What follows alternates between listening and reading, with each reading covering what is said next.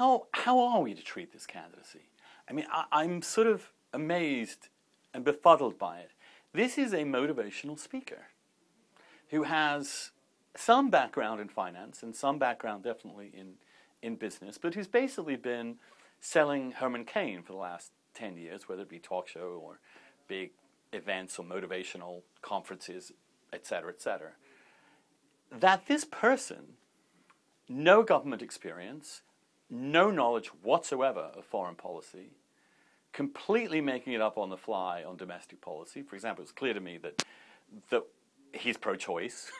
I mean, everything he said in that interview with Piers Morgan is obviously pro-choice. It's impossible to have those thoughts without being essentially pro-choice.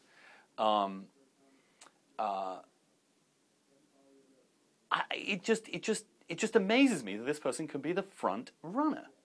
And I think at some point you say, look, anybody can do this, and it's a free country, and good for him. And I do think those things basically. But what I also think is that if you're a serious political party, and of all the people you could possibly nominate to president, the current front runner is a motivational speaker with no knowledge of foreign affairs and no experience in government whatsoever, who's produced a flat tax plan that is essentially risible on its face and complicated and weird,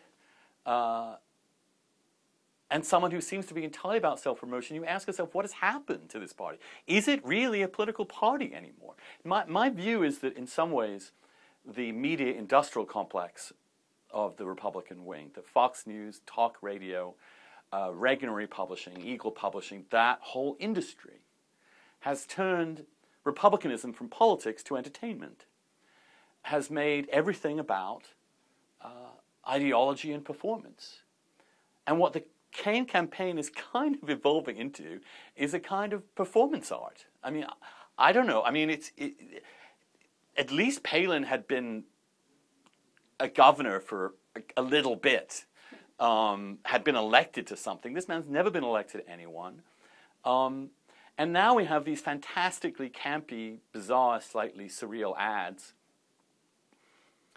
you know, with Mr. Block smoking his cigarette and the yellow flowers and it's riveting for us. I mean, as bloggers, it's unbelievable gift.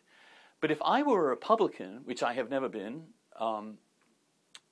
but if I were, I would ask myself, what has happened to us? I mean, we used to be a party concerned about the world and foreign policy and America's role in it. We're prepared to have as a front runner someone who knows nothing about it, in fact, makes fun of the fact that he knows nothing about it, treats knowing nothing about it as a virtue. This is not a serious situation. It's not a serious candidacy. It's not a serious political party. And the truth is, its only serious candidate with a chance of winning, Mitt Romney, is effectively not part of this party. He doesn't connect with its heart and soul. He is an instrument for the party. He is not part of it, which is why he's finding it so impossible, even though he's clearly a front runner and dominant in the race, to seal the deal. And especially if this thing goes on a while. I mean, if the way in which they've apportioned and changed the way they apportion delegates proportionally in various states, if this means that there can be a longer primary campaign, then I think it's going to be a demonstration of the degeneracy of the right in this country. And I do think it's degenerate.